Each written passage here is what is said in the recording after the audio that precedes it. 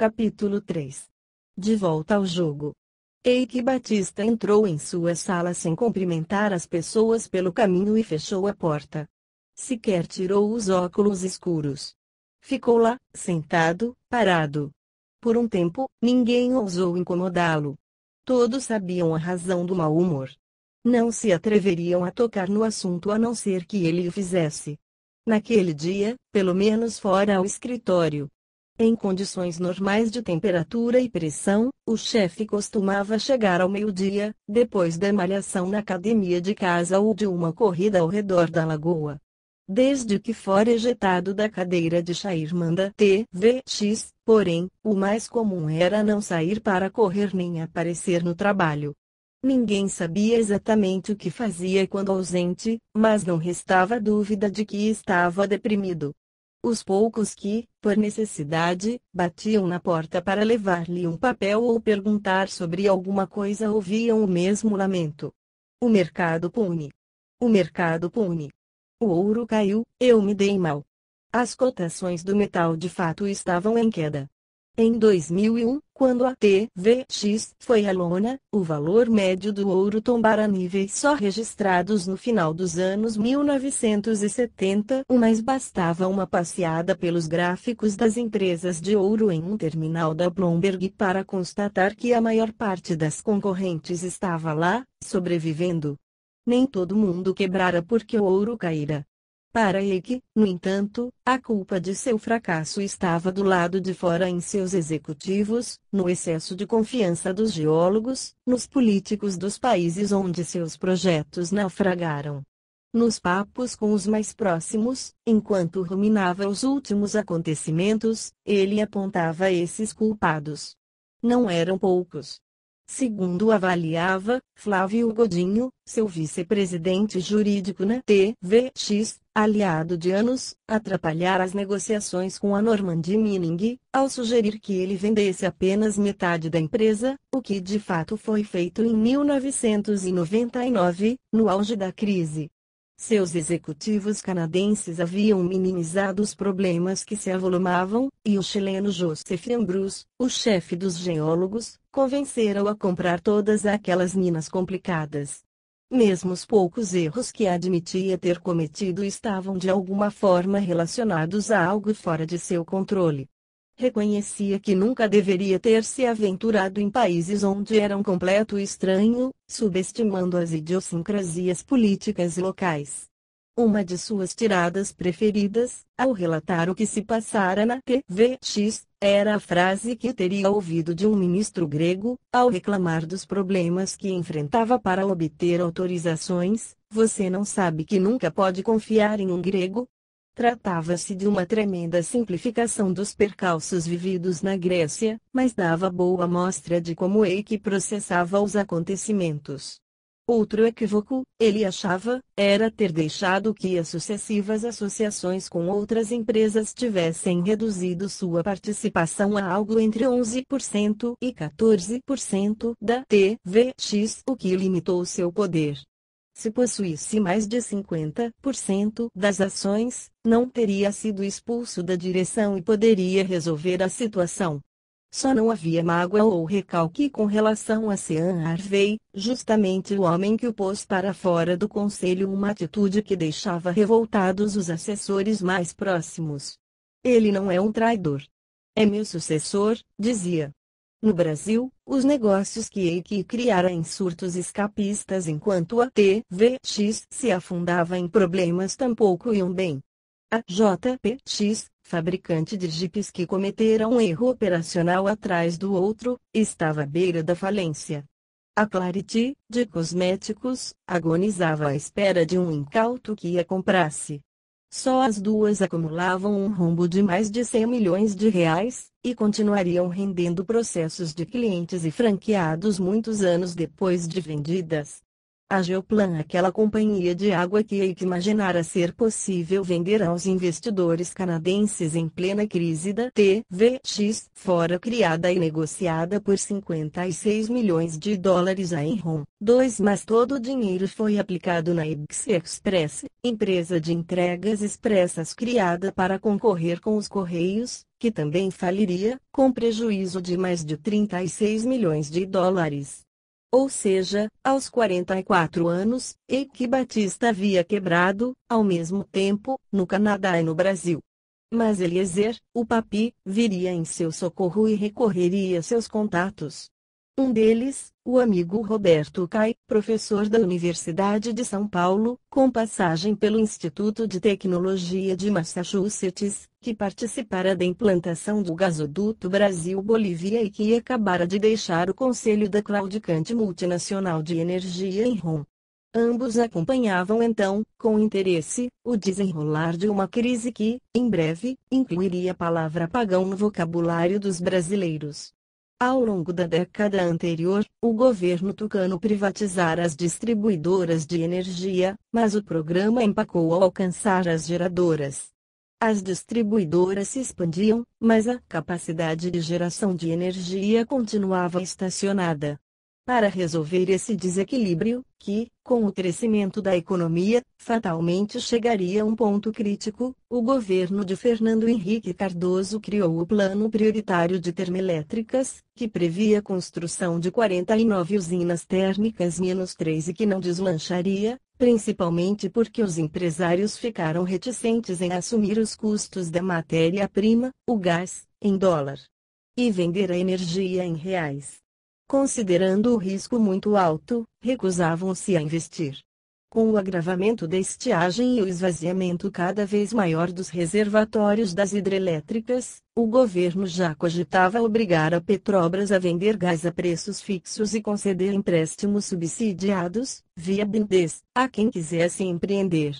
Dia após dia, Eliezer martelava na cabeça de Eike que ele deveria parar de perder tempo com ideias mirabolantes e passar a investir em geração de energia. Em meados de 2001, Eike ainda lambia as feridas quando recebeu em seu escritório, no Rio, um ex-diretor operacional da TVX no Chile, Martin White, que se tornara CEO da Montana Dakota Utilities, uma empresa de energia que operava apenas nos Estados Unidos e que considerava investir no Brasil. O papo seria sobre comprar uma mina de carvão no Rio Grande do Sul para, em seguida, erguer uma termoelétrica a carvão na região, mas Eike fez a conversa encorpar e chamou o Cai para que fizesse uma apresentação sobre o cenário energético ao potencial sócio. O consultor então disse o que vinha repetindo exaustivamente nos últimos meses: o país estava à beira de uma crise energética. White retornou aos Estados Unidos impressionado e, em pouco tempo, estava de volta ao Brasil, interessado em desenvolver novos projetos com Eike que, enquanto isso, já enviara o Cai, mundo afora, à procura de geradores. Algumas crises energéticas pipocavam pelo globo então, e o Cai sabia que encontrar geradores seria tarefa difícil. Mas teve sorte, pois, rapidamente, um de seus contatos nos Estados Unidos o informou que a fabricante americana Pratt & Whitney tinha 4 grupos de turbinas sobrando e os estava oferecendo a preço de ocasião. Equipamentos desse tipo não costumam ficar na prateleira, mas aqueles, por alguma razão, haviam encalhado. Eike encarou a coincidência como sinal do destino, de modo que, mesmo quebrado, emitiu um cheque de 1,5 milhão de dólares para que o Cai segurasse as turbinas. Então chamou White e disse que tinha em vista um negócio muito melhor. Só havia um detalhe: as turbinas custavam algo como 70 milhões de dólares e ele não tinha esse dinheiro. Propôs, portanto, sociedade ao executivo. A MDU pagaria pelos equipamentos e ficaria com uma participação de 49% da nova usina. White achou a proposta interessante e se comprometeu a dar o dinheiro, desde que Eike conseguisse o local adequado para a implantação, o financiamento para a construção da térmica e o contrato de fornecimento de gás. E mais, fazia questão de que seus engenheiros supervisionassem as obras. queria poder interferir na operação com perspectivas no horizonte, Eike Batista emergiu definitivamente da fossa. Retomou as corridas matinais e passou novamente a fazer planos grandiosos de futuro, em que voltaria ao topo do mundo dos negócios. E avisou aos auxiliares então reduzidos a 15 homens de confiança que tomara duas decisões. A primeira, concentrar seus negócios no Brasil. Podia até ser uma bagunça, mas era um país que ele entendia e onde conhecia o caminho das pedras. A segunda, nunca mais teria menos de 51% de suas empresas, agora reunidas sob uma holding batizada de EBX. Dali para frente, seria o dono da bola. As semanas seguintes foram aceleradas, mas produtivas. O CAI já mapeara as alternativas e concluíra que a melhor chance de colocar a usina de pé rapidamente estava no Ceará. Por ser enfronhado no meio, o CAI sabia que o governador do estado, o tucano Tasso Gereissati, tinha um contrato com a Petrobras para o fornecimento de gás. Originalmente, esse gás seria utilizado por outra usina, proposta por Benjamin Steinbruch, dono da Companhia Siderúrgica Nacional. Mas a iniciativa não foi adiante e Gereissati ficou com gás sobrando. Eliezer, o Papi, conhecia Gereissati e procurou um de seus assessores, Victor Pontes, que conseguiu marcar uma reunião de última hora em junho de 2001. No encontro, Eike, seu jovem diretor jurídico, Paulo Gouveia, e o CAI propuseram a Gereissati a construção de uma usina de 200 megawatts, o suficiente para atender 20% de todos os consumidores do Ceará, a ser inaugurada em 2002. O governador gostou do plano e o apoiou de imediato, transformando na prioridade de sua gestão. Do Ceará, Eike e Gereissati foram direto a Brasília, onde conseguiriam o aval do ministro da Casa Civil Pedro Parente, que então comandava os esforços federais contra o apagão, para a implantação da usina. Gereissati era, à época, um dos mais poderosos governadores do Brasil, cotado a ser o candidato do governo à sucessão do presidente Fernando Henrique. Um pedido seu era difícil de negar, e Parente não o fez. Com a chancela do Planalto, portanto, a trupe de Eike seria recebida na Petrobras pelo então diretor de gás e energia da companhia, Delcídio Amaral, que já conhecia o CAI de outros tempos e os atendeu com presteza. Com o preço do megawatt-hora se aproximando de R$ 680, o projeto de Eike foi imediatamente incluído no plano prioritário de termoelétricas, então reformulado em condições bem mais favoráveis. A Petrobras e a Cegás, a Companhia de Gás do Ceará, venderiam o gás abaixo do valor praticado no mercado e ainda garantiriam por pelo menos 5 anos um preço mínimo para a compra da energia da nova usina. 4. O negócio, contudo, não era unânime dentro da Petrobras. Responsável pela subsidiária que forneceria o insumo, a Gaspetro, o executivo Rodolfo Landim julgava temerário assinar o contrato. Havia, na mesma região, outro projeto de termoelétrica a gás já negociado com a estatal. Se as duas usinas fossem adiante, faltaria combustível. O apagão, no entanto, era prioridade absoluta no governo FHC, e a termoelétrica de Eike, prioridade de Gereissati, de forma que a Petrobras mandou tocar o barco. Apenas 3 meses depois da reunião com o governador, 3 de setembro de 2001, a estatal assinou com a Termoceará um termo de compromisso estabelecendo os termos da associação.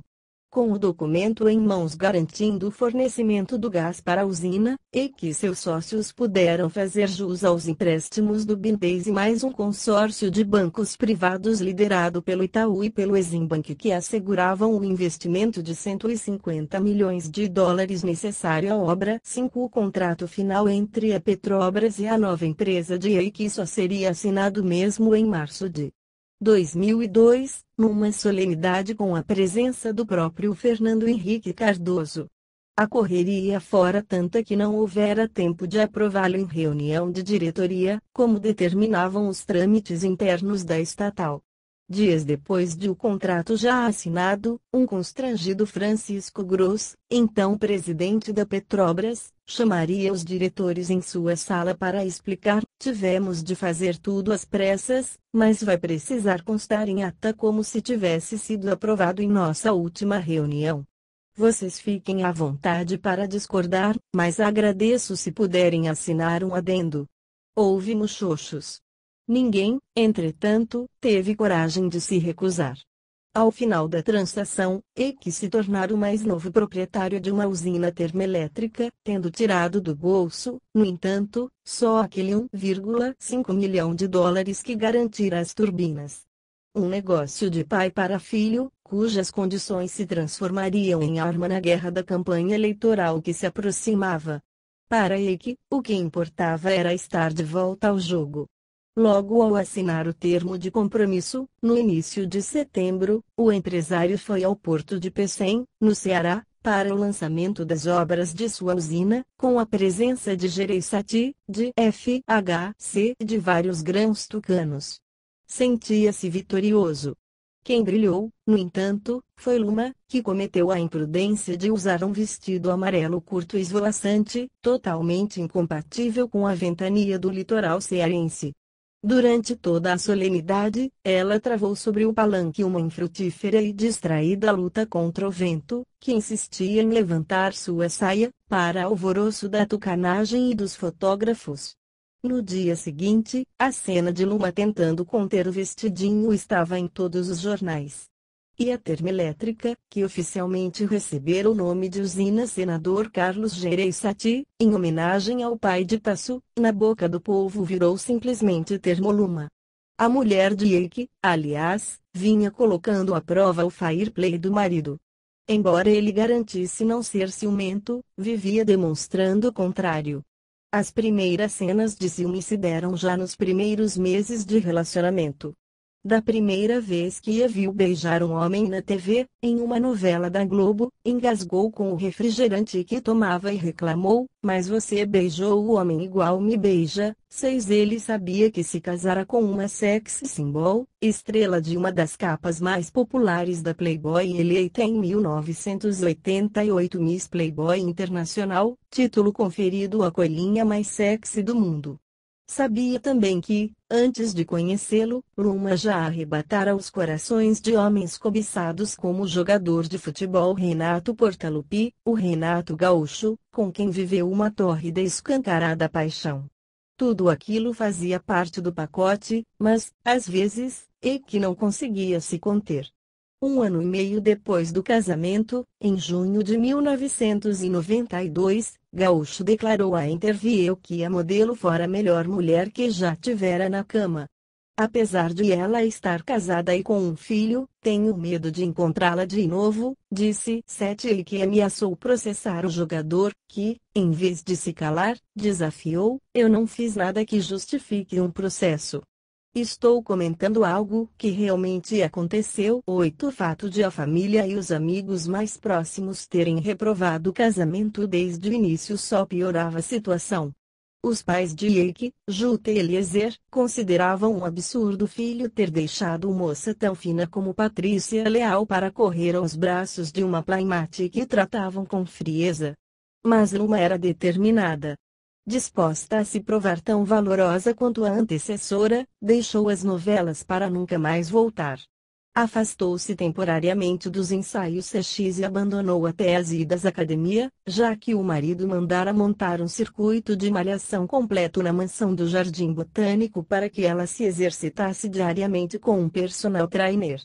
Nos 2 primeiros anos, afastou-se até do carnaval na Sapucaí, para se tornar dona de casa e mãe em tempo integral.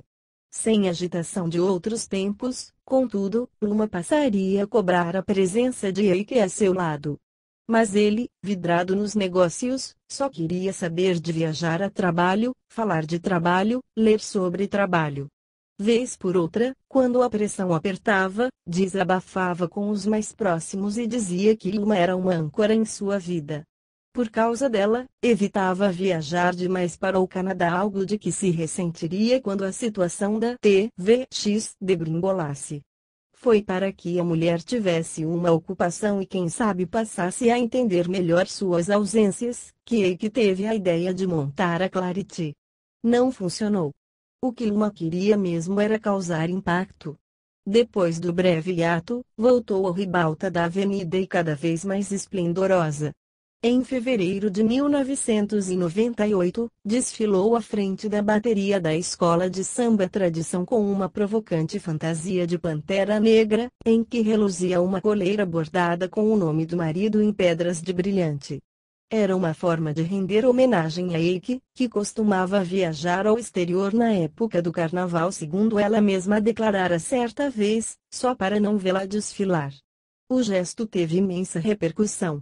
Luma foi atacada pelas feministas, mas passou a ser ainda mais idolatrada pelos homens. Em alta, foi convidada em 1999 para estrelar novamente a capa da Playboy brasileira, como a Mulher do Milênio, na que seria a primeira edição do ano 2000. Aceitou sem pestanejar, mas não imaginava o tamanho da tormenta que provocaria. Eike tentou convencê-la de que não pegava bem uma empresária, mãe de 2 filhos, mostrar cada cantinho do corpo em um ensaio de 30 páginas. Tentou engordá-la com chocolates e apelou para cara feia e outros tipos de chantagem, aos quais ela acabaria cedendo para preservar o casamento. Ao final, ele pagou a multa de R$100 mil pela quebra de contrato com a revista. E os homens brasileiros tiveram de se contentar com a nudez de Vera Fischer. Eike, porém, não conseguiu evitar o ensaio que ela fez na mesma época para a revista VIP, em que posou seminua com apetrechos de faxina e cozinha como uma Amélia sexy. A vontade de Luma de se exibir, no entanto, era mais forte que ela. Em 2001, por mais que o marido protestasse, ilustrou, majestosa, um ensaio de 28 páginas da Playboy, intitulado A Deusa da Luxúria. Eike engoliu em seco e a puniu com 4 dias de absoluto silêncio. Para se redimir, Luma manifestou publicamente sua submissão, e pregou um broche em que 35 brilhantes formavam as iniciais EB no alto da generosa fenda do vestido vermelho que usou na festa de lançamento da edição. Refeito da crise de ciúmes, ele não se fez de rogado. Posou orgulhoso ao lado da mulher, dando declarações como ser casado com ela é ótimo, ou se as fotos ficassem vulgares, eu comprava a Playboy 9 dentro de casa. Entretanto, as coisas já não iam tão bem. Os filhos Thor, com 9 anos, e Olin, de 5, sofriam com o assédio dos colegas na escola alemã. Para defender a mãe, o mais velho reagia invariavelmente e voltava para casa sujo e machucado. Eike, de sua parte, tentava não pensar nas fotos eróticas de sua mulher decorando as paredes de borracharias Brasil afora. Mas Luma não o deixava esquecer. Quando soube que a Playboy havia leiloado a parte de baixo do biquíni e as sandálias que usara no ensaio, ela incentivou o marido a tentar reavê-las. As peças tinham sido arrematadas ao valor de R$6 mil por Oscar Maroni Filho, dono do Bahamas, famosa casa de entretenimento adulto de São Paulo, e a assessoria de Oscar então sugeriu a produção do programa do Faustão, o mais assistido da TV brasileira nas tardes de domingo, entrevistar o sortudo, que comprara o biquíni da Luma. Apresentaram-no aos produtores, porém, como um fazendeiro de São Paulo, o que ele também era, e evitaram até a última hora revelar seu nome. Para dar mais ibope ao quadro, a equipe de Faustão decidiu chamar a própria Luma para entregar as peças a quem as comprara. Convidada, ela perguntaria sobre se poderia levar Eike. No que foi atendida, já que aos produtores aquilo parecia significar ainda mais repercussão para o programa. O resultado, todavia, não poderia ser mais desastroso. Em 10 de junho de 2001, Luma surgiu deslumbrante no palco do programa de auditório, usando um vestido longo verde petróleo com uma fenda que chegava até a cintura. Ao apresentador, argumentou que o biquíni era peça muito íntima e, toda chorosa, disse que, se o propósito era fazer caridade, ela e o marido cobririam a oferta. Eike, que vestia terno preto com camisa rosa, permaneceu de óculos escuros durante todo o tempo, dizendo pérolas como, se estivéssemos na Idade Média, eu teria de desafiar o nobre cavalheiro para um duelo de espadas. Deu-se então um leilão. Eike tentava cobrir a proposta de Maroni, que refutava tentando tirar o biquíni da jogada. Afinal, o empresário paulista não só não aceitou a oferta do marido de Luma, como ainda aproveitaria a ocasião para fazer propaganda da revista Penthouse, que, segundo declarou, estava lançando no Brasil. Disse que o biquíni seria exposto no Museu da Sensualidade da Mulher Brasileira. O biquíni da sua mulher estará dentro de redoma de vidro, como patrimônio, com todo respeito à beleza da mulher brasileira. A discussão esquentou. A modelo, cada vez mais nervosa, via Eike tentar em vão argumentar e convencer o nobre cavalheiro a desistir do biquíni, até que Faustão encerrou o impasse chamando os comerciais. O bafafá continuaria nos bastidores, com Maroni chamando Eike de zorro e afinal saindo-se bem-sucedido em seus propósitos, com biquíni e sandália sob o braço e tendo feito o comercial da revista. A Eike coube apenas o constrangimento diante de milhões de espectadores. Alguns dias depois, ao apresentar a proposta de sua termoelétrica à Câmara de Gestão da Crise de Energia Elétrica, mais popularmente conhecida como a Comissão do Apagão, não teve alternativa senão fingir que não via o olhar gozador de alguns dos membros. Quando a usina foi inaugurada, em maio de 2002, Luma procurou se precaver a seu modo, usando por baixo do vestido tão curto quanto o anterior um shortinho de lycra. Nem todos os jornais de grande circulação destacariam a inauguração da Termoluma, mas as fotos dela levantando a saia para mostrar o shortinho estariam em toda parte. Os primeiros meses de parceria com os americanos foram como lua de mel. Para cuidar dos negócios no Brasil, a empresa enviou do Zeu a Patrick Paneiro, filho de um dos maiores empresários da Colômbia, Robert Patrick Paneiro, o Bob, por quem Martin White tinha adoração. Paneiro Filho passou a ocupar uma sala na sede do Grupo X e logo se enturmou com os garotos de Eike, compartilhando também do encantamento que tinham pelo chefe. Além de a usina ser um negócio da China, o clima no escritório voltara a ser leve, com o bom humor e informalidade dos bons tempos. Eike criara os hábitos de aparecer para trabalhar de tênis e de subir correndo os 10 andares até o escritório, para completar o treino que, por ele jogar o peso do corpo sempre sobre a mesma perna, ainda lhe traria sérios problemas no joelho. Terno, ele só usava em caso de necessidade. Seus uniformes de jornada eram moletons e camisas jeans com estampas de personagens da Disney, como o Mickey ou o Ursinho Puff. E usava sempre relógios esportivos multicoloridos e óculos com armação grossa de casco de tartaruga. Na sala, além de amuletos variados, como cristais e deuses incas, mantinha, em lugar de destaque, um capacete autografado do piloto Michael Schumacher, a quem emprestara o avião nos bons tempos da TVX. Era comum também ter à mão brinquedinhos, que utilizava para dar trote nos subordinados. Um dos preferidos era o revolverzinho de água com que uma vez acertou o rosto do americano Paneiro, que entrava na sala e não achou graça. Em outra ocasião, quase matou de susto um visitante ao pilotar um disco voador de controle remoto no meio de uma reunião. O foguetinho voava baixo e insistia em perseguir o convidado, que tentava desviar-se, atrapalhado. Eike era quem mais se divertia com os trotes, morrendo de rir das vítimas. Todas as tardes, devorava um balde de pipoca com Coca-Cola lanche pedido para as secretárias pela porta aberta de sua sala, aos gritos. 10 não gostava de usar o telefone. Às vezes, preferia Big Mac. Em outros momentos, frango frito do KFC. Tudo consumido aos montes. Seu apetite, aliás, era objeto de constantes comentários na firma. Quase todo mundo que convivia com ele tinha uma anedota pantagruélica para contar. As histórias reforçavam a suspeita de que sofresse de bulimia. Um desses relatos, várias vezes repetido, era o de um ex-CEO de uma das empresas de Eike, que dizia ter compreendido os problemas do chefe em um almoço de negócios num restaurante de Nova York, nos anos 1990. Logo ao chegar, Eike pediu uma entrada de camarão com molho.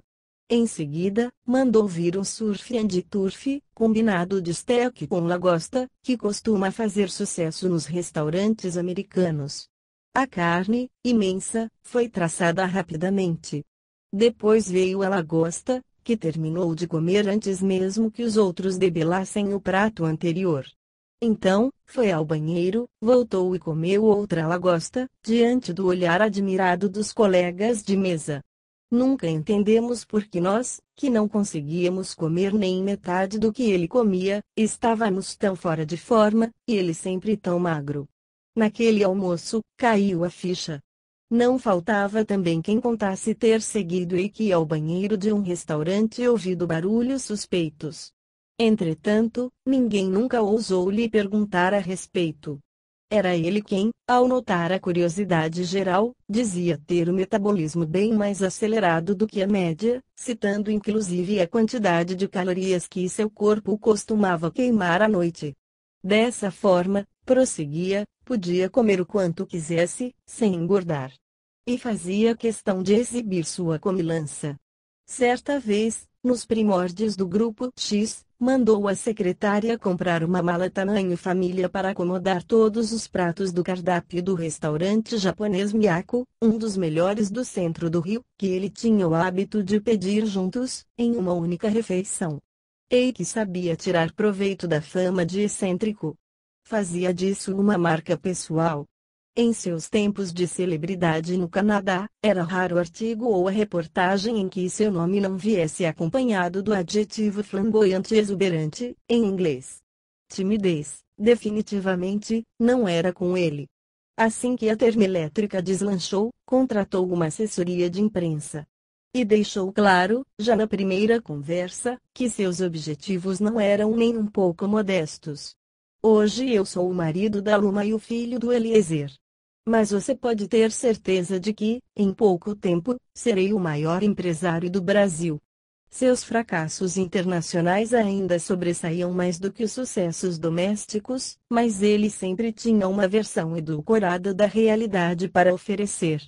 Em 2002, por exemplo, quando a TVX foi absorvida pela canadense Kinross Gold e sua participação na nova companhia tornou-se residual, declarou: "Troquei a maior fatia do bolo num negócio pequeno por uma pequena participação no bolo maior." 11 Eiki sempre repetia que saíra do Canadá com 800 milhões de dólares ou até 1 bilhão.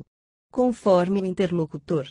Na verdade, seu patrimônio total na época não chegava a 100 milhões. Outra versão que gostava de divulgar era de que seus fiascos formavam uma espécie de vantagem competitiva. Ele erra um bocado, mas, quando acerta, ganha muito dinheiro, diziam amigos e sócios. O próprio Eiki se definia como um empreendedor que acreditava em seu país, que escolhia correr riscos e que não tinha medo de errar.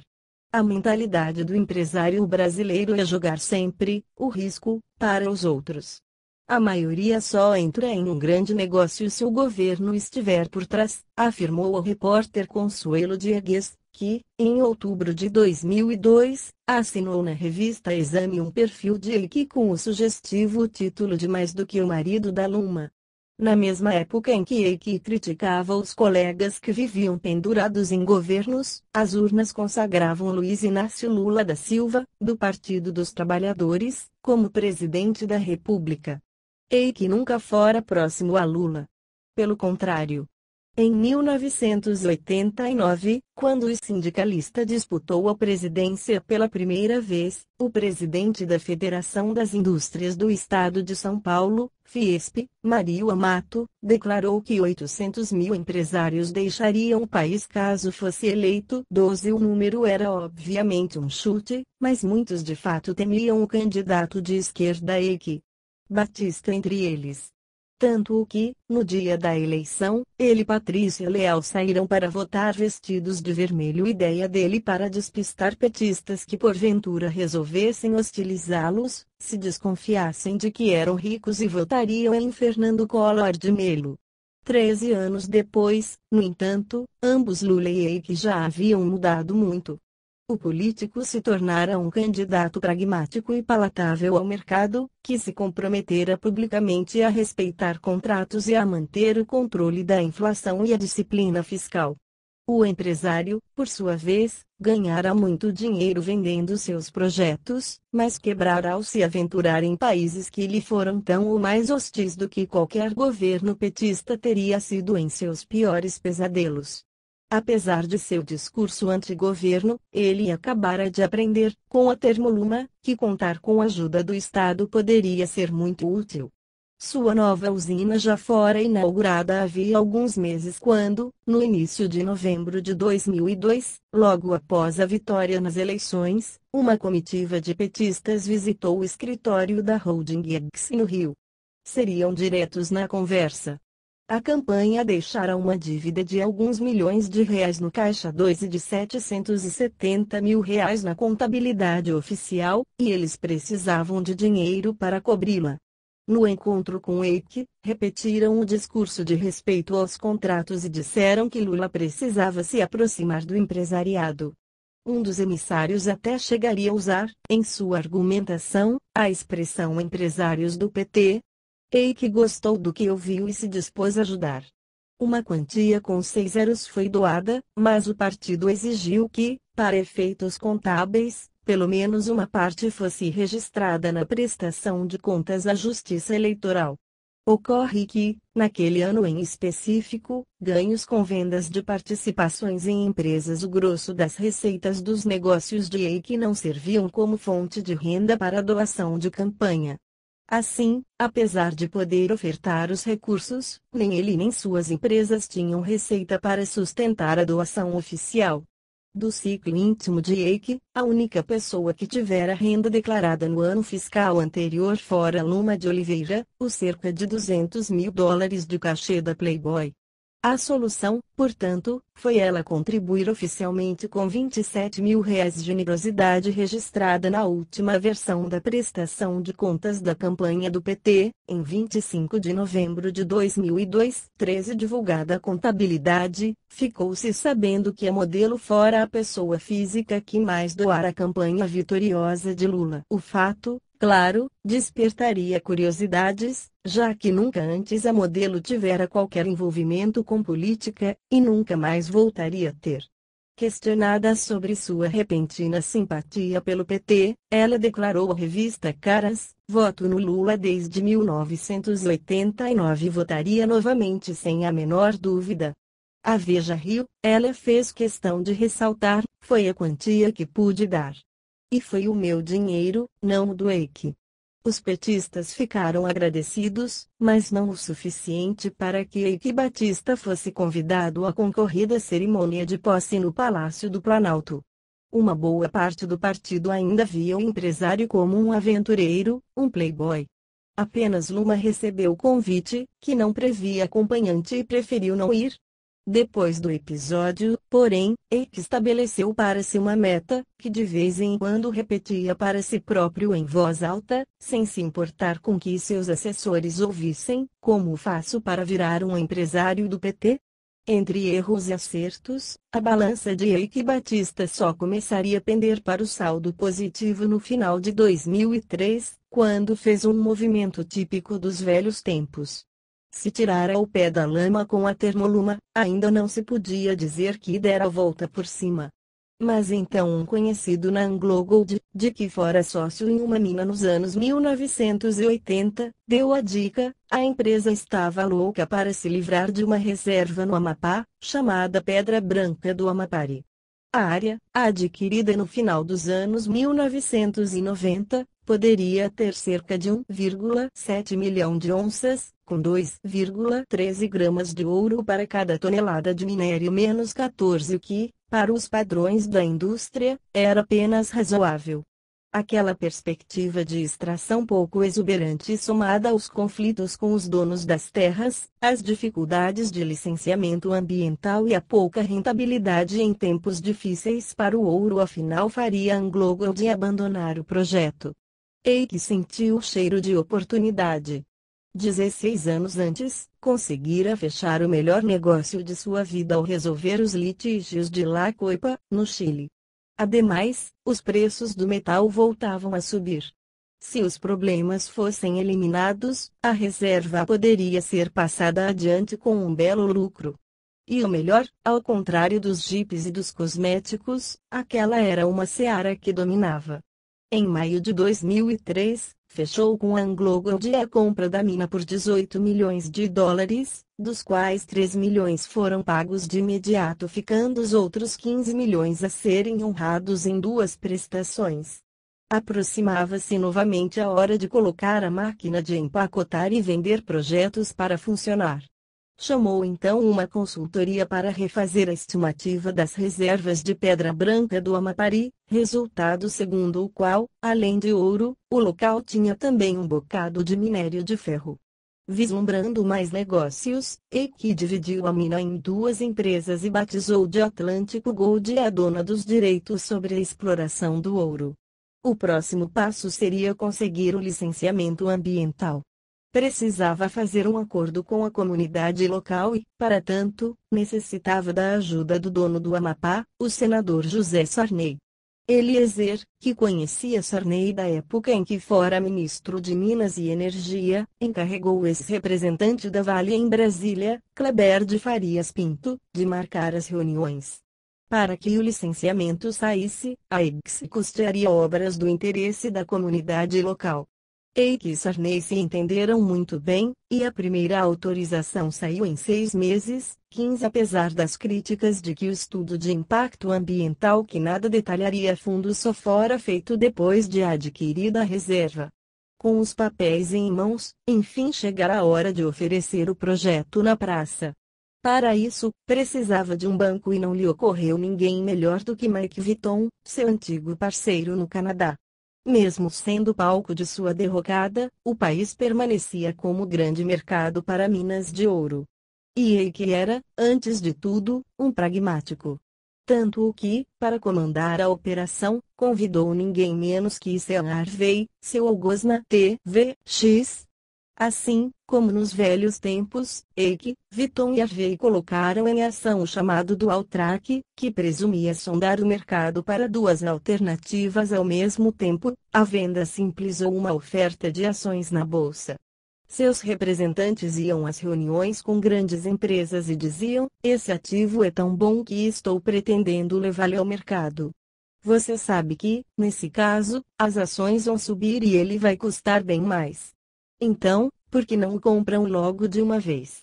No final de 2003, a dupla de banqueiros Vitton e Harvey soube que o canadense Wheaton River estava disposta a oferecer 100 milhões de dólares mais ou menos o que imaginavam poder arrecadar no IPO, Initial Public Offering, na sigla em inglês, na Bolsa de Toronto. No entanto, se a primeira proposta era de 100 milhões, certamente haveria como aumentá-la, já que a alta do ouro se prolongava e o apetite das grandes mineradoras por novos projetos crescia. Então, abandonaram a ideia do IPO e espalharam no mercado que havia vários interessados, o que não era totalmente verdade. Muitas empresas já tinham avaliado os dados da mina, mas nenhuma, além da Wheaton River, cujo CEO era Ian Telfer, ex-conselheiro da TVX, fizera de fato uma proposta. Na data marcada, a mineradora colocou os 100 milhões na mesa. Assim que recebeu a oferta, Flávio Godinho, vice-presidente da EIC, saiu da sala em que estava reunido com EIC, Harvey e Vitton e foi para a contígua, onde escreveu num quadro de fórmica, 100 milhões de dólares. Ao final, contudo, não haveria nenhum outro interessado em adquirir a mina que foi vendida por exato 104,5 milhões de dólares, dos quais 76% em ações e títulos da Wheaton River, 16% o que EIC aceitou a contragosto. Ainda assim, para alguns novatos acostumados com a dureza daqueles tempos, aquilo era incrível. Nunca mais vai acontecer nada igual, pensavam. O que era uma desvantagem, porém, transformou-se em sorte grande, porque o ouro subiria muito entre a assinatura do contrato e o pagamento, de modo que, quando EIC foi retirar as ações, já estavam valendo 161 milhões de dólares, 56,6 milhões a mais do que no anúncio do negócio. Era dinheiro demais por aquela mina. Tanto que mesmo alguns executivos experimentados se espantaram com a cifra. Mas o que aconteceu? Vocês descobriram aí na coxa do Amapá, brincava, nos dias seguintes, um consultor que assessorava o grupo, referindo-se à maior mina de ouro da América do Sul, nos Andes peruanos. Daquele dia em diante, Eike, que já era admirado pelos funcionários, passou a ser idolatrado. Um homem que tinha o poder de transformar 3 milhões de dólares em 161 milhões em menos de um ano merecia o aposto de Midas, pensavam. Trabalhar para ele, todavia, não era fácil. Exigia dedicação total.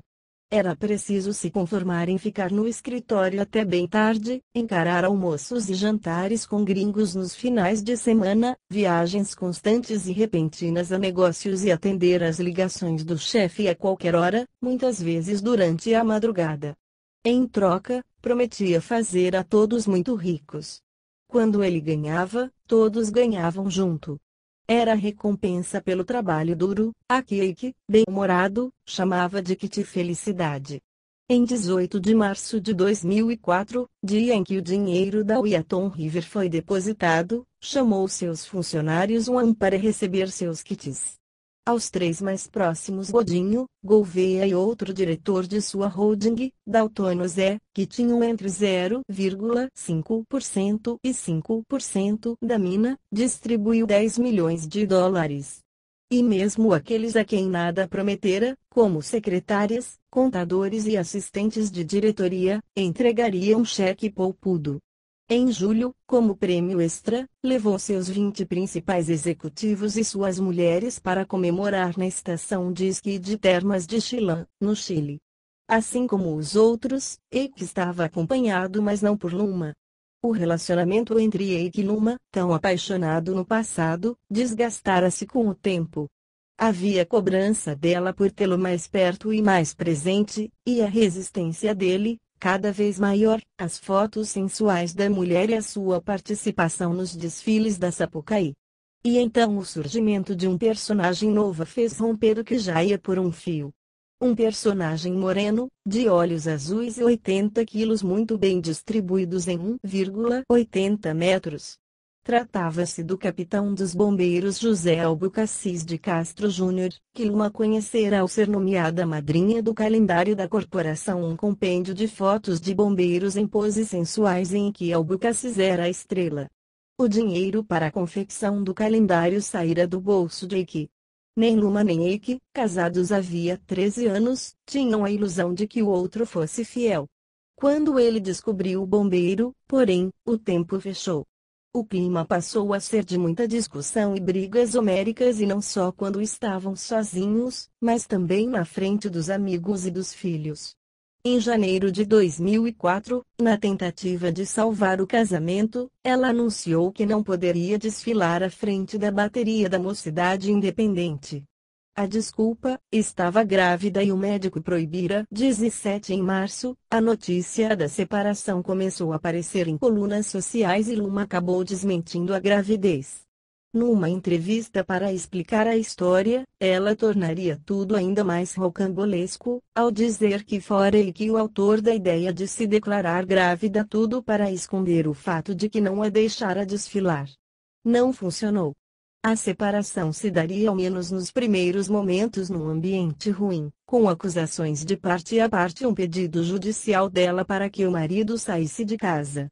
Luma, que sempre negou peremptoriamente o affair com o bombeiro, contratou o advogado Michel Assef, especialista em litígios rumorosos, para conduzir as negociações acerca da divisão dos bens e da guarda das crianças. Eike, arrasado e ferido pelo jeito, só eu não sabia da traição, lamentava, chorando, aos mais próximos. Por alguns dias cogitou dar uma entrevista expondo as ex, mas afinal concluiu que seria melhor poupar os filhos e tratá-la com toda a elegância. Os termos da separação foram acertados rapidamente. Ela ficou com uma casa no mesmo terreno da mansão do Jardim Botânico, com a propriedade de Búzios e ainda 20 milhões de dólares. Manteve, também, a guarda dos filhos.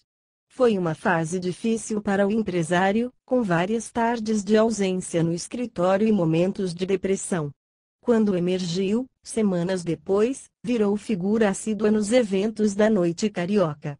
fosse uma festa badalada ou um modesto coquetel de abertura de loja de roupas, lá estava ele, frequentemente cercado por belas mulheres. Ele está impossível, vai a tudo, comentou Hildegard de Angel em sua coluna no Jornal do Brasil. Seu companheiro fiel nessa época era o amigo Walter Guimarães, o altinho, empresário da noite que sempre apresentava a Eike belas mulheres. Seria ele também o cupido entre Eike e a morena Flávia Sampaio, uma linda estudante de direito que morava com os pais na Tijuca e que pagava as contas com trabalhos como modelo. Os dois se conheceram num jantar em que eram os únicos solteiros. Deram-se bem e começaram a se ver com frequência. A nova namorada não tinha o mesmo brilho de Luma, mas isso era, para ele, grande vantagem. Alguém que não lhe fizesse sombra, afinal. Na viagem ao Chile, Flávia debutou no mundo de Eike. O clima estava perfeito para o esqui e o alto astral da turma era inigualável. Por 4 dias, beberam, contaram causos e se divertiram. Eike se divertia jogando os menos experientes para fora da pista de esqui e provocando tombos monumentais, fotografados e lembrados noite adentro, nos jantares fartos de ceviche, carnes e vinho chileno. Ao final, ele não deixaria qualquer um colocar a mão no bolso e pagaria, sozinho, a conta do consumo dos quartos. Anos depois, muitos dos participantes se lembrariam da viagem com saudosismo do tempo em que eram felizes e não sabiam. A notícia de que Eike Batista vendera uma mina de ouro estava novamente capitalizado se espalhou rapidamente. Gente de todas as partes batia à porta da Eike para lhe mostrar ideias. Ele ouvia todo mundo e pedia que seus jovens auxiliares analisassem os projetos com lupa, por mais estapafúrdios que parecessem. Maluquices não faltavam de tecnologia de clonagem de seres humanos a partir de pelos pubianos a sistemas de transporte de minério por dirigível, e até um paranaense de ascendência polonesa que sugeria dinamitar o pão de açúcar para retirar o ouro que havia lá dentro. Certa vez, o próprio Eike perdeu tempo assistindo à apresentação de um publicitário argentino que dizia ter uma invenção revolucionária. Contrito, o sujeito exigiu que todos assinassem um termo de confidencialidade antes de começar a expor sua ideia. Assim que se sentaram, para espanto geral, o inventor abriu uma caixa de ovos estampados com marcas como Audi e Mercedes-Benz. A criação revolucionária era uma impressora para casca de ovo. Qual o primeiro produto que você vê quando abre a geladeira? Ovo. Com essa impressora, em poucos anos 1% da verba de marketing do mundo será destinada à propaganda em ovos. A impressão em ovos e a volta ao tempo dos dirigíveis não fizeram sucesso, mas não raro Eike se empolgava com algum projeto heterodoxo, tirando do sério o vice-presidente Godinho. Advogado formado pela PUC, Godinho chegara ao escritório de Eike ainda quando era estagiário da Lobo e Bias Advogados, uma grande banca do Rio onde trabalhara outro braço direito do empresário, Fernando Cabral. Fora Cabral quem trouxera a Godinho para as empresas de Eike. Quando ele saiu do grupo, em 1994, para montar uma empresa de tecnologia, Godinho assumiu o lugar de amigo, sócio e cão de guarda de Eike, imagem favorecida pelo estilo trator e os mais de 120 quilos acondicionados em 1,80 metros de altura. Os dois viviam às turras, às vezes em brigas cujos berros e batidas de porta podiam ser ouvidos de longe. Mas Eike lhe tinha total confiança e lhe delegava as missões mais delicadas, tanto em casa quanto nos negócios, embora não gostasse de quando Godinho o tentava tutelar.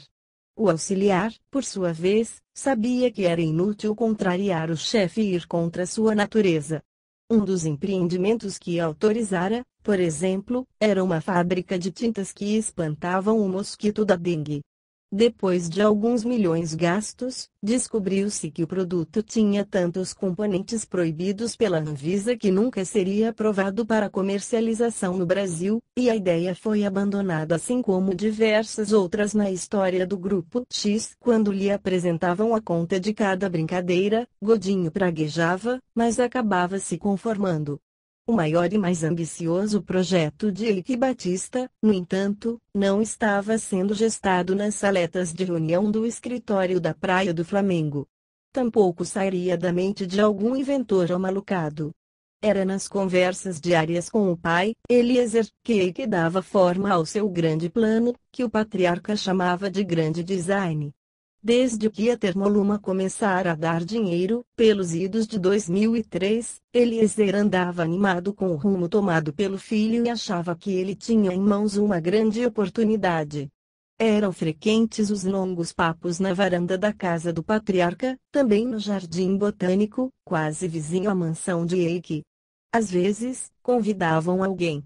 Em uma dessas ocasiões, tiveram a companhia de um ex-assistente de Eliezer na presidência da Vale, Ricardo Antunes. Culto e espirituoso, Antunes fora escolhido por Eliezer ainda novo para acompanhá-lo nas viagens por falar bem inglês, característica ainda incomum entre os funcionários da mineradora. Durante anos, ele e Eliezer sujaram as botas de lama nos canteiros de obras de Carajás e gastaram a sola dos sapatos finos nos gabinetes do Banco Mundial que financiou a implantação da mina. Quando daquele reencontro, a Vale já era uma multinacional e Antunes morava em Bruxelas, onde era peça-chave nas negociações comerciais. Desfrutava de uma vida confortável e de uma rede de contatos invejável, mas estava desmotivado pelas constantes brigas com o presidente da companhia, Roger Agnelli, e queria voltar ao Brasil. Eliezer já contara ao antigo pupilo que então ajudava o filho a montar um time para sua nova mineradora, desta vez focada em minério de ferro. Segundo seu diagnóstico, Eike era um empreendedor insaciável e de grande capacidade de liderança, mas precisava de pessoas que lhe ajudassem a manter os pés fixos no chão. Eliezer atribuíra a si próprio a missão de encontrá-las. Naquela noite de setembro de 2004, Eike estava sedutor. Estamos entrando em uma era privilegiada, analisou. O crescimento da China e de outros emergentes empurrará o mundo para um superciclo das commodities, uma longa era de valorização que tinha tudo para catapultar a economia brasileira a outro patamar. Nos anos seguintes, dizia, não faltaria dinheiro para projetos no país, e ele se preparava para surfar a onda.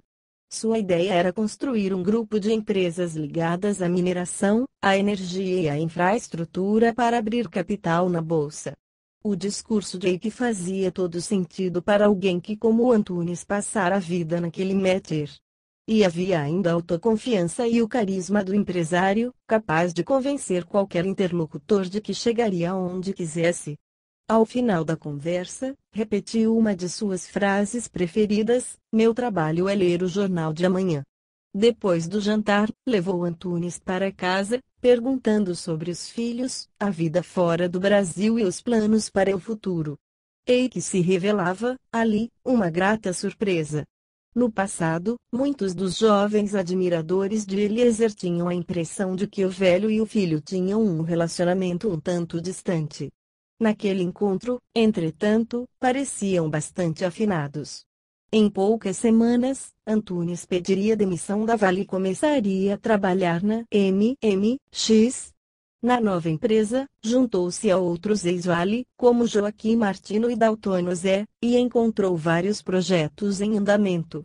O maior deles, contudo, por mais surpreendente que fosse, não era uma mina. Tratava-se do Porto do Açu, ideia que o secretário de Energia, Indústria Naval e Petróleo do Rio de Janeiro, Wagner Victor, tentava emplacar desde 1999. 18 No passado, ele já buscara convencer a Petrobras e depois a Vale do Rio Doce a construir um porto na Praia do Açu, em São João da Barra, na região da Bacia de Campos. Sua primeira ideia era montar um porto para apoio à indústria de petróleo, mas a Petrobras declinou ao constatar a falta de estrutura no local. O Açu era uma praia comprida, mas inóspita, varrida por fortes ventos, a que só se chegava por uma estrada de mão dupla cheia de buracos. Um ramal ferroviário sucateado alcançava os arredores, mas a Vale, dona da linha férrea, achou que não valia a pena empenhar pelo menos R$ 1 bilhão para reformá-lo se não precisava de outro porto. Tampouco tinha intenção de facilitar a vida da concorrência, de modo que a linha férrea era caso perdido. Eike gostava do projeto, mas tinha dúvidas. Como vamos levar o minério até lá? Perguntou a Victor, quando o secretário lhe apresentou a ideia. A resposta estava pronta. Vocês podem construir um mineroduto, disse, diante de olhares céticos. Há vários desse tipo no mundo. A Vale, inclusive, tem um. É uma forma bastante eficiente de compensar a falta de ferrovias. Eike achou ótimo. Com o açu e o mineroduto, construiria seu primeiro projeto no estilo integrado mina, ferrovia, porto que Eliezer costumava pregar. Só que, no caso do sistema Minas-Rio, como ficou conhecido, o tripé seria mina, mineroduto e porto. Buscaria as reservas no quadrilátero ferrífero, região rica em minério no centro-sul de Minas Gerais, onde já estava de olho em algumas áreas, e então construiria o mineroduto. Sua empolgação não diminuiu nem mesmo depois de saber que o tal duto precisaria de mais de 500 quilômetros, a atravessar no mínimo 1.500 propriedades rurais. Para muitos empresários, a ideia pareceria uma completa insanidade. Num país como o Brasil, obter acordo com 1.500 famílias era algo praticamente impossível. Se uma única teimasse em criar problemas, colocaria a perder o empreendimento todo. Eike pensava ao contrário. Para ele, o conceito era brilhante ainda mais porque, depois de pronto, o seu poderia ser o maior mineroduto do mundo. Em uma semana, portanto, mandou tocar os estudos de engenharia e ordenou a compra de sua primeira área no açu por $50 milhões. Estabeleceu-se uma situação esdrúxula: a mineradora já tinha o porto, mas não sabia ainda exatamente de onde sairia o minério. Tampouco tinha garantias de receita. Começar um projeto que consumiria no mínimo R$ 1,6 bilhão nessas condições era mais que atípico. Para Eike, todavia, esse tipo de constatação era coisa de calças curtas, como gostava de dizer. Se havia uma coisa certa no Brasil, eram as reservas de Minas Gerais. Encontrá-las não seria problema. Difícil mesmo era conseguir um bom local de onde exportar o minério.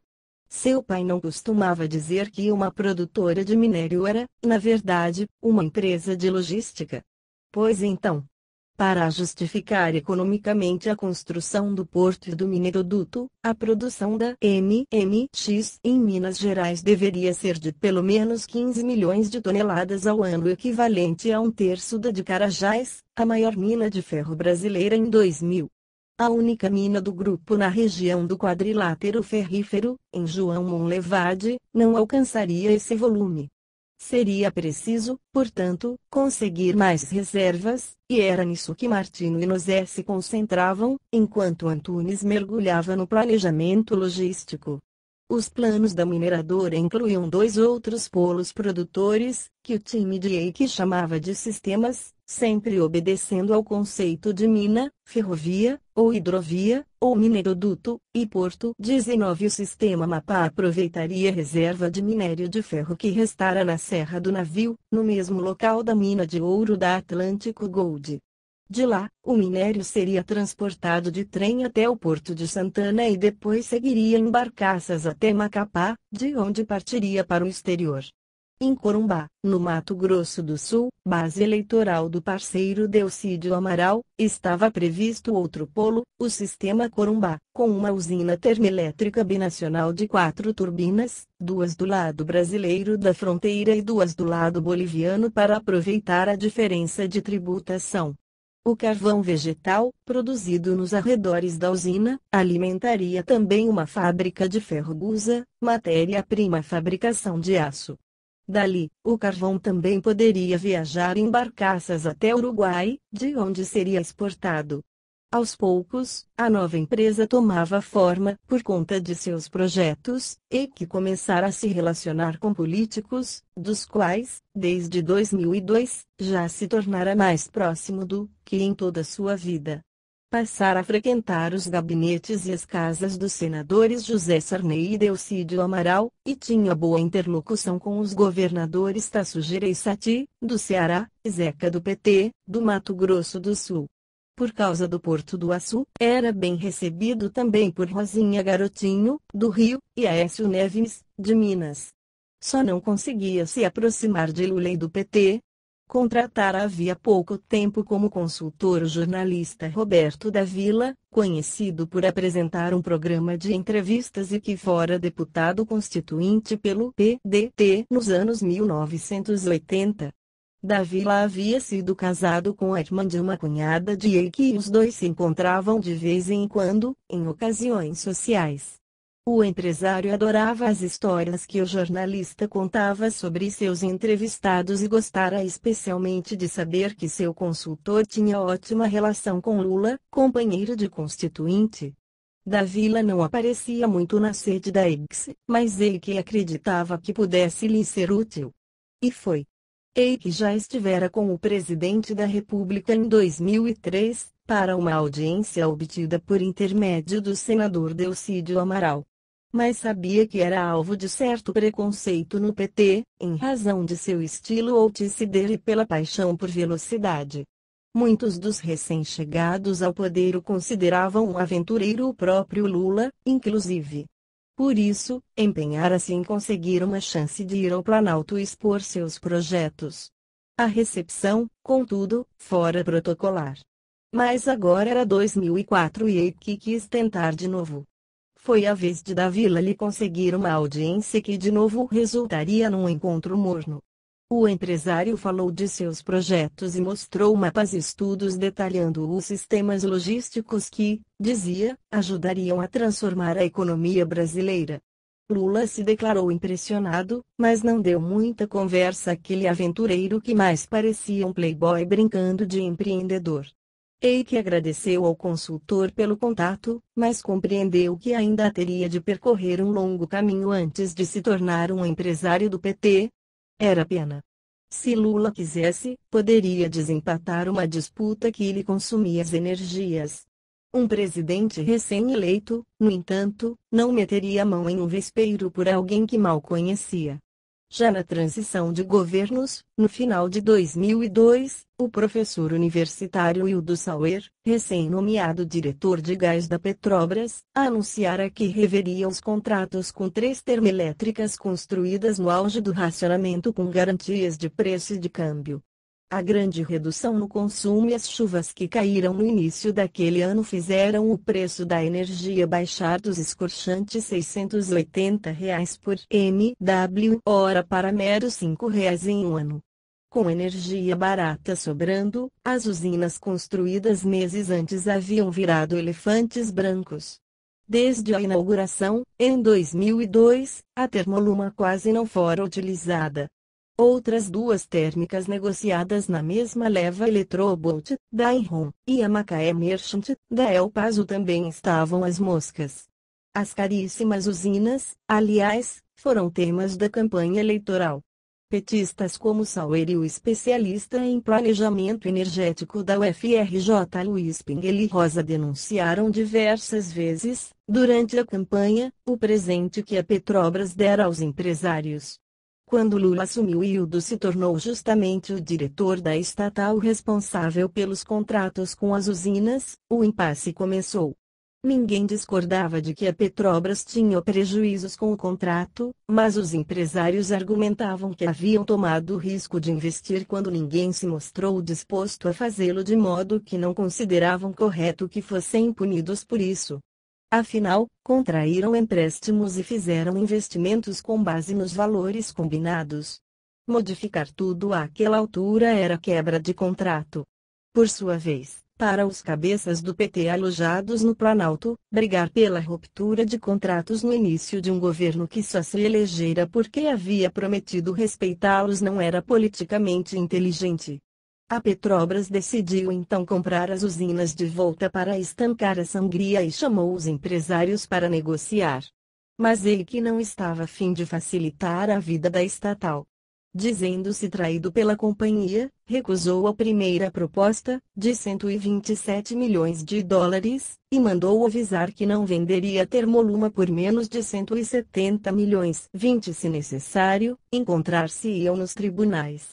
Representantes da estatal tentavam conversar com Eike, mas ele não atendia às ligações e dificultava os encontros. A Petrobras então conseguiu uma liminar suspendendo os pagamentos à Termoluma, o que deixou Eike ainda mais furioso. Se um empresário já não pode acreditar na Petrobras ou na assinatura de um presidente da República, em quem dá para confiar?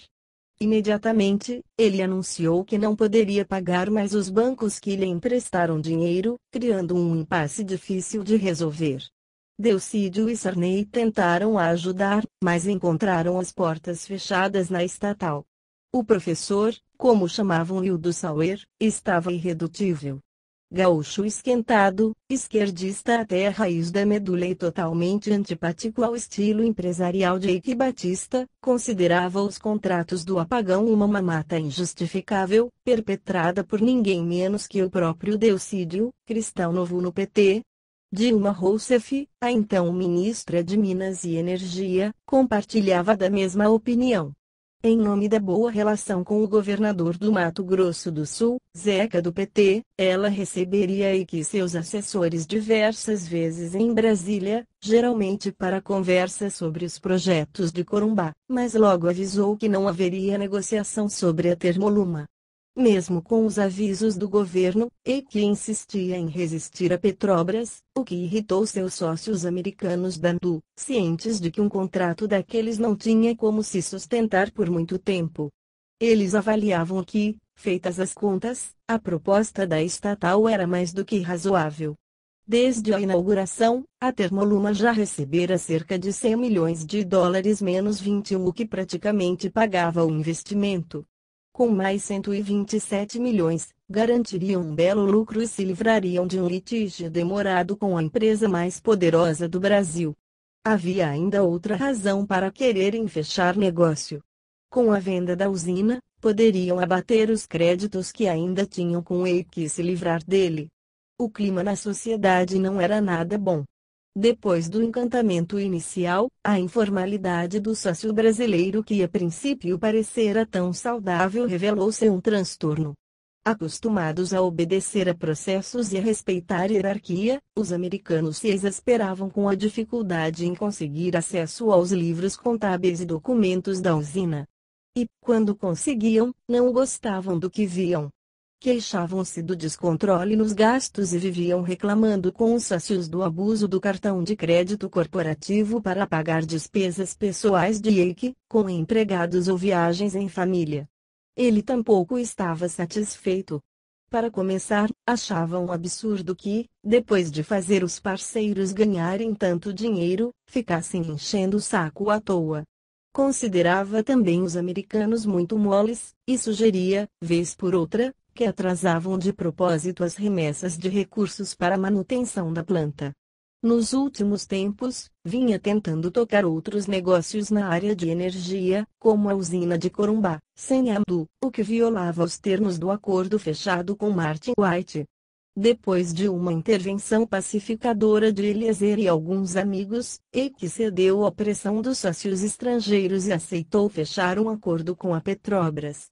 Em março de 2005, a Termoluma foi vendida à estatal por 137 milhões de dólares. 22 A sociedade com os americanos seria desfeita logo depois e ele deu graças a Deus por se livrar daqueles sócios inconvenientes, pois tinha planos muito maiores para o próprio futuro, e a colocá-los em prática sozinho.